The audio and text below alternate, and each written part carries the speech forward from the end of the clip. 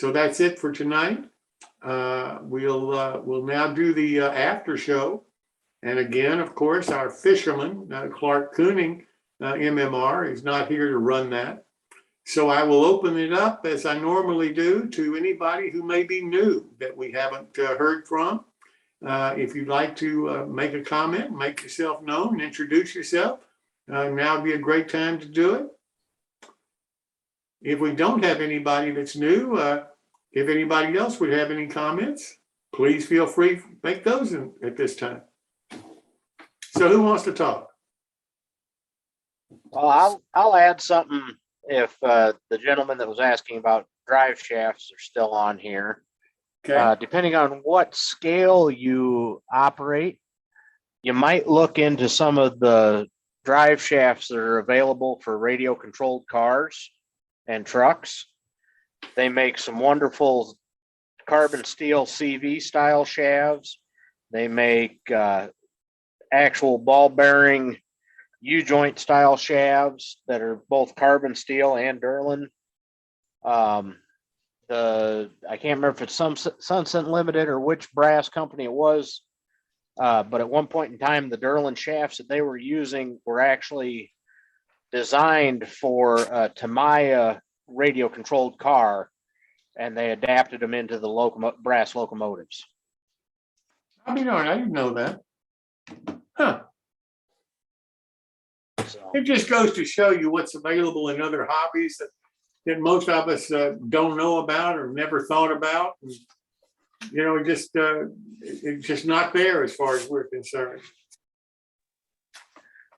well, and a lot of that stuff, the radio controlled guys require stuff that it takes so much abuse that it's unreal when you start talking model railroads. But a lot of that stuff can cross-reference depending on what shaft input and output shafts you need for your gearboxes and your motors. A lot of that stuff can be found in the radio controlled car world. I'll be darned.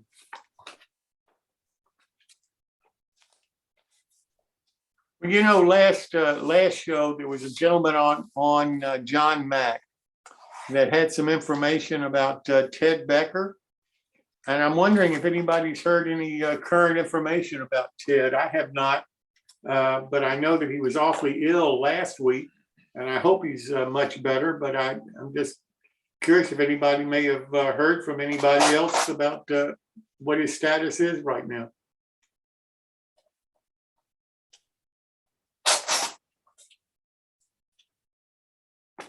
I haven't heard anything. Okay. Well, Pat, you were right. Tonight was an interesting show. It was. I think if it could have gone wrong, it did. No. Anyway, I think we did all right. We got there. That's the fun of running a live show. You got that right. We got there.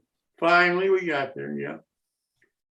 I really enjoyed talking to Jan, though. I mean, he's just a fascinating guy. My gosh. That many locomotives to do is unbelievable.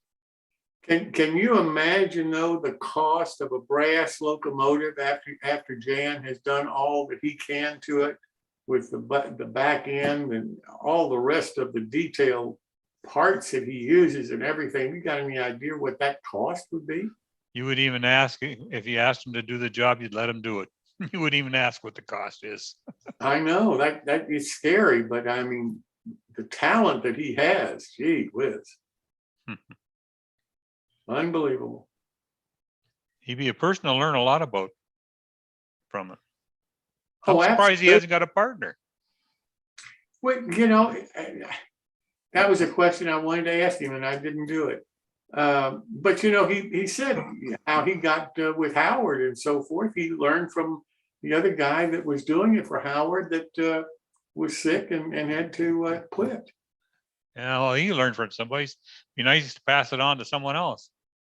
Well, that's what mentoring's all about. My gosh. But can you imagine the education that he'd be able to give you? Yeah, man, I just learned a lot just asking him a few. I've never heard of that glue that he talked about, Sinbad. I've never heard of that before. Neither have I, but I don't think they'd be able to ship it to Canada. You I know, thought I'm it was not- pretty interesting how he quartered the drivers by sight. Now, that Yeah, takes I did too. that takes some skill, He's done enough of them. I think he could do it with his eyes closed. probably. That's still the most challenging part about remotoring and regearing a locomotive Yeah. is pulling those drivers off and getting them back on so that the whole damn mechanism rolls nice. But you know, he didn't even hesitate when you asked him that question. He didn't even hesitate. No, no, just do it this He's way. done enough of them. Yeah. And you know, it's so funny. What he reminded me of was the way Howard answers questions. You ask Howard, how do you make this passenger car in a day's time? How do you complete a passenger car from scratch in a day's time? Oh, well, it's no big deal. You just do this and this and this and this. Yeah, right. And it just kind of falls together on your desk. You know, it's no big deal. And I'm thinking, my God in heaven. Just use Sinbad glue. I think you start to realize that you spend most of your modeling time thinking about what you're going to do next. Yes. Yeah. These guys don't think about it and they move step, and they get it done. Yeah. But can you imagine he's got a 5 years of projects sitting there 5-year now? backlog. So you want your brass locomotive re-geared or whatever? You want to make sure you live long enough. You're Well, if you- looking at 7 months before you can start. Hey, wait, I want a fleet. Yeah. I think if you model and operate steam, you either accept what you can find in plastic or you learn to do those things yourself. Just Yeah. have to. Yeah. Yep. But I'll tell you, having somebody like that do it, you know, and have that locomotive run the way that he was talking about. Yeah. That's talent. I mean, Oh, yeah. Well, it's also buying a really good gearbox and a really good motor. And I can't overstate replacing those gearboxes. I got a shipment from Boogram Gearboxes and it made such a difference when I do the locomotives. Incredible. When he was talking about the plastic models hitting the ground, what you do with them is replace them with brass parts. Yeah. Or you can go to a swap meet and find somebody else has dropped a model and hope that they can bring the same parts.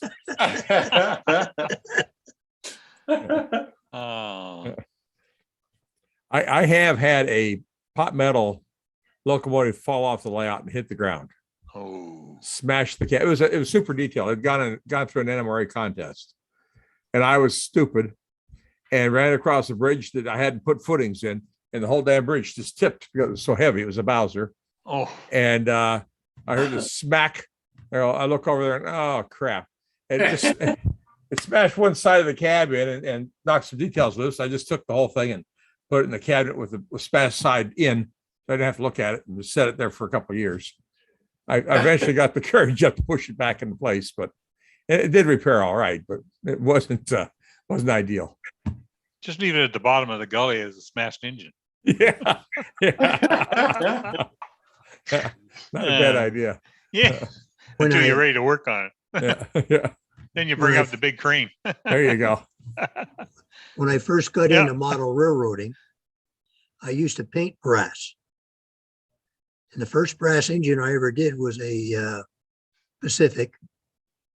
Did a nice paint job on it, put it in the oven to bake it. Oh, And I was unaware of, I just figured you use the, run at 350. Oh. God. Anyway, then the guys told me afterwards, no, you only do it at about 100, yeah. just to heat it up and a little bit. Anyway, put it in the oven, open the oven about 20 minutes later, and there was all the parts all over the tray. Voila, brass kit. Yeah, believe it or I figured not, what he had. I put it all back together, repainted it, and sold it. There you go. I remember that one. You're not the only person that's done that. I had a friend do that with a Santa Fe 484 and he just cried. Man, It's sad when you open that door Oh, And you yeah. see all those parts sitting there Oh, on the yeah. tray. Oh, dear. It's a sad thing. Remember the day we cut part of that engine in half and added another piece or something or other in? I can't remember that one. Remember that, Gary? That one you I've- cut. Yeah, Cut it. yeah, I had done it was a plastic engine, well, body, and took it steam and took it apart, fixed it all up, bashed it, put it together, and it was 13 inches too short. So we had to take it all apart again, rebuild stretch it. You brought it over and I ran it through the table saw for you. Oh, dear. Yeah, it was nice. Those German motors that he mentioned, you all use those? Probably, yes. I've Yeah. used them. They're very good, but I just don't spend the money on it. I get a $30 Yeah. hell, Canon or something like that. Somebody Yeah. mentioned Motorman went out of, has died or passed away or He something. passed away. Yeah. So they're not running it anymore, that business. Motorman. I think you have to go through some other sources. I don't Oh. think we're the only ones that use these motors. So I think they're probably available, but just have to find the source for them.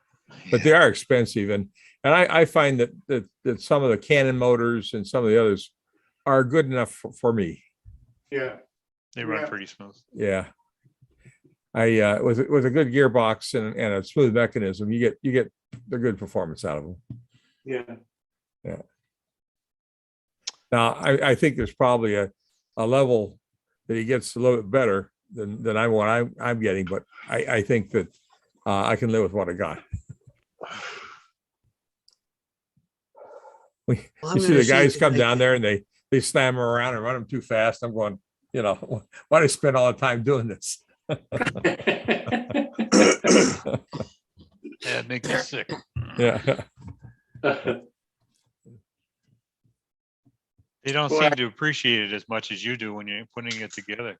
Sometimes not, but that's all right. It's Never for me. It's my hobby, and I can't make it come alive without the other guys running the railroad with me. So it's Yeah. it's an acceptable situation. Mhm. Yeah. In fact, I tell the guys when they first started operating on the railroad, I tell them, you can't break anything that I haven't already broken twice. So don't worry about it. Just tell me if you break it so I can fix it.